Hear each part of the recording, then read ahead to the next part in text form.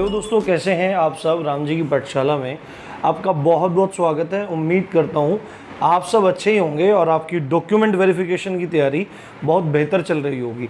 आप में से बहुत सारे साथियों के मैसेज आ रहे हैं कि सर तमाम तरह की प्रॉब्लम आ रही है, डॉक्यूमेंट्स का पता नहीं लिख पा रहा कि कौन सा डॉक्यूमेंट लेके जाना है, किस तरह लेके जाना है। और सबसे ज़्यादा जो प्रॉब्लम आ रही है वो ये आ रही कि एप्लीकेशन फॉर्म को कैसे डाउनलोड करें, कहाँ से डाउनलोड करें। तो यही सारी प्रॉब्लम मैं आपकी सॉल्व कर दे रहा हूँ। देखो, अब से पहले मेरे पास इस चीज़ की जानकारी नहीं थी। एक सब्सक्राइबर हैं, उनसे मैंने संपर्क किया तो उन्होंने अपना एडमिट कार्ड मेरे को दिया, उसमें से देखा मैंने, सब चीज़ें आपके लिए यहाँ पे नोटिस कर रखी है। वीडियो पूरी देखना, नहीं तो कुछ ना कुछ चीज़ छूट सकती है। ज़्यादा लंबी वीडियो नहीं रखने वाला हूँ और चीज़ें समझाने का प्रयास करूँगा। और यार इतना तो आप खुद भी चीज़ों को समझ सकते हो, इतने छोटे बच्चे नहीं हो, आपके एडमिट कार्ड में हर चीज़ लिखी रहती है। फिर भी मैं आपको बता देता हूँ। देखो, आपका जो डॉक्यूमेंट वेरिफिकेशन शुरू होने वाला है वो 12 तारीख से शुरू होने वाला है, यानी परसों से शुरू होने वाला है और वो आगे चलेगा। तो उसमें 3 तरह के सर्टिफिकेट से आपसे मांग रखे हैं, 3 तरह के आपसे आपके दस्तावेज मांग रखे हैं। सबसे पहले तरह के हैं पर्सनल या एजुकेशनल। जो आपके पर्सनल दस्तावेज हैं, जो आपके एजुकेशनल मतलब आपकी पढ़ाई से संबंधित दस्तावेज हैं। दूसरे जो आपके डोमिसाइल यानी मूल निवास संबंधी और जो कैटेगरी संबंधी है, जाति से संबंधित आपके प्रमाण पत्र हैं, आपकी कैटेगरी से संबंधित प्रमाण पत्र हैं, वो मांग रखे हैं। और तीसरे हैं प्रेफरेंस वाले और क्वालिफिकेशन वाले, मतलब जिससे आपको प्रेफरेंस दी जा सके, आपको जॉब में प्रेफरेंस दी जा सके, ऐसे हैं, ऐसे डॉक्यूमेंट्स मांग रखे हैं। तो ध्यान से आप चीज़ें समझते रहिए। सबसे पहले जो आपको लेके जाना है डॉक्यूमेंट, बिल्कुल ध्यान से समझिए। जो पहला डॉक्यूमेंट मांग रखा है वो आपका एप्लीकेशन फॉर्म मांग रखा है, जो आपने अप्लाई किया था जब जेल वार्डन के लिए, फायरमैन के लिए अप्लाई किया था। तो उस टाइम पे आपके पास एक प्रिंट आउट होगा। तो अगर वो प्रिंट आउट आपके पास नहीं है तो आपको पता होगा, आपके पास एडमिट कार्ड रखा होगा, एडमिट कार्ड में आपका एप्लीकेशन नंबर होगा, एडमिट कार्ड में आपका एप्लीकेशन नंबर होगा, वो डेफिनेटली होगा, लिख लो कहीं पे, आपका एप्लीकेशन नंबर होगा। आपका एप्लीकेशन नंबर ही लॉगिन आईडी है। जब आप अपना एडमिट कार्ड डाउनलोड करने जा रहे हैं तो वहां पे आपसे क्या मांग रहा है, या आप अपना एप्लीकेशन फॉर्म करने जब जाएंगे, एप्लीकेशन फॉर्म डाउनलोड करने जाएंगे, तो जो लॉगिन आईडी है एक्चुअली में वो आपका एप्लीकेशन नंबर है। और जो वहां पे पासवर्ड मांग रखा है वो आपकी DOB है, यानी कि डेट ऑफ बर्थ है, आपकी जन्म तिथि है। फिर दोबारा सुन लीजिए, जो लॉगिन आईडी है वो आपका एप्लीकेशन नंबर है, जो पासवर्ड है वो आपकी डेट ऑफ बर्थ है। तो आप ऐसे खोलेंगे तो आपका एप्लीकेशन फॉर्म खुल जाएगा, उसके 3-4 प्रिंट आउट निकाल लेना, ठीक है। एहतियातन 3-4 प्रिंट आउट अपने पास उसके रखना और कलर निकलवा लेना।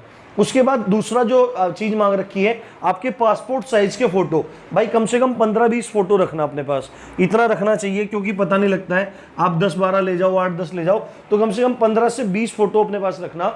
तीसरा जो डॉक्यूमेंट मांग रखा है वो आपकी ओरिजिनल आईडी मांग रखी है। देखो, आईडी हमेशा 2 रखनी चाहिए, या तो ड्राइविंग लाइसेंस रख लेना, या आप रख लेना आपका वोटर आईडी कार्ड और आधार कार्ड, इनमें से 2 हो तो अच्छा है, पासपोर्ट भी हो तो अच्छा है। तो ओरिजिनल रखना है। देखो क्या मांग रखा है, इनमें से लगेगी तो कोई एक ही, पर 2-3 रखना। और जो आप आईडी रख रहे हो उसमें एक तो देखो क्या चाहिए, ओरिजिनल आईडी चाहिए। जैसे मान लिया कि आप आधार कार्ड लेके जा रहे हो, अपना आधार कार्ड में सब चीज आपकी बशर्ते सही होनी चाहिए। या आप वोटर आईडी लेके जा रहे हो, मान लिया आप अपनी वोटर आईडी लेके जा रहे हो, तो वोटर आईडी मूल मतलब ओरिजिनल आईडी लेके जानी है, साथ में उसकी फोटोकॉपी करा लेना। अब इंपॉर्टेंट बात ध्यान से यहाँ पे सुनो, फिर ढूंढते फिरना, नहीं तो परेशान होना जहां जहां दूर पे होगा। तो आपकी फोटोकॉपी, ओरिजिनल आईडी की फोटोकॉपी रखना, और वो फोटोकॉपी पे किसी गेजेटेड ऑफिसर के, राजपत्रित जो अधिकारी होते हैं, ग्रेड B के ऑफिसर होते हैं, उनके द्वारा सत्यापित होनी चाहिए। यानी कि जो आपकी ओरिजिनल आईडी की फोटोकॉपी है वो अटेस्ट होनी चाहिए ऑफिसर से, राजपत्रित अधिकारी से, इसको ध्यान रखना। उसके बाद जो 10th की मार्कशीट है वो ओरिजिनल आपके पास होनी चाहिए, और साथ में आपके पास उसकी फोटोकॉपी होनी चाहिए। इनके सबके 2-2, 3-3 बना लेना, ठीक है, जिससे आपको कोई दिक्कत ही ना हो। तो 10th की मार्कशीट है, उसकी फोटोकॉपी रखनी है, उसको भी राजपत्रित अधिकारी से अटेस्ट करवा के ले जाना है। उसके बाद जो 5वां डॉक्यूमेंट है वो 12th की मार्कशीट है आपकी, और 12th की मार्कशीट की फोटोकॉपी रखनी है, और इसको भी अटेस्ट करवाना है। ध्यान से सुन लो। अब देखो और भी अगर अच्छे से और भी लेके जाना चाहते हो तो मैं एक सलाह और देना चाहता हूं, जो 10th क्लास का आपकी सनद होती है, 10th की और 12th की सनद होती है, जो सर्टिफिकेट होता है भाई, उसको भी लेके चले जाना। पता नहीं भर्ती बोर्ड में 1 मिनट में कुछ का कुछ ड्रामा हो जाता है, तो अपने टोटल डॉक्यूमेंट लेके जाना। फिर भी मैं बता रहा हूं यहाँ पे एप्लीकेशन फॉर्म, उसका प्रिंट आउट कैसे निकालोगे बता दिया।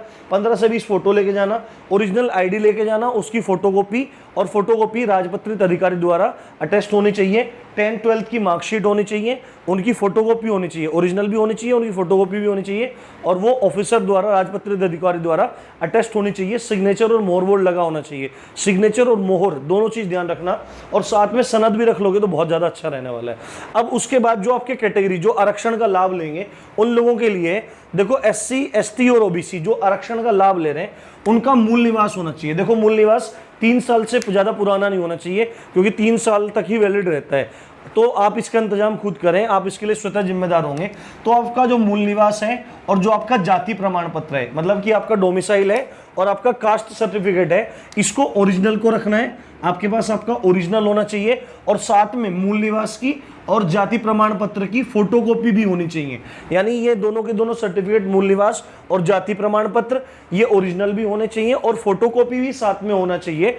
और ये फोटोकॉपी राजपत्रित अधिकारी द्वारा सत्यापित होनी चाहिए, यानी कि जो आप इन दोनों सर्टिफिकेट की फोटोकॉपी लेके जाएंगे वो सत्यापित होनी चाहिए, अटेस्ट होनी चाहिए। साथ में जो एक्स सर्विसमैन है उनकी नो ऑब्जेक्शन सर्टिफिकेट जो होता है, जो उनको मिला होता है, NOC मिला होता है, तो NOC ओरिजिनल होना चाहिए उनके पास में, और NOC की फोटोकॉपी, और वो भी राजपत्रित अधिकारी द्वारा अटेस्ट होनी चाहिए, सत्यापित होनी चाहिए। इसी तरह फ्रीडम फाइटर है तो फ्रीडम फाइटर का जो मूल प्रमाण पत्र है वो होना चाहिए और उसकी फोटोकॉपी और अटेस्ट होना चाहिए। इसी तरह होमगार्ड का भी अगर कोई मूल प्रमाण पत्र है तो वो और उसकी फोटोकॉपी और वो राजपत्रित अधिकारी द्वारा अटेस्ट रहना चाहिए। और इसी तरह अगर उत्तर प्रदेश राज्य सरकार का कर्मचारी है तो उसका प्रमाण पत्र और उसकी फोटोकॉपी वो भी राजपत्रित अधिकारी द्वारा अटेस्ट होनी चाहिए। और फाइनली आपको जो प्रेफरेंस देंगे, यदि आपके पास NCC का B सर्टिफिकेट है, आपने उसको दर्शाया था फॉर्म भरते समय, तो वो B सर्टिफिकेट ओरिजिनल लेके जाना, उसकी फोटोकॉपी करा लेना, और फोटोकॉपी जो होनी चाहिए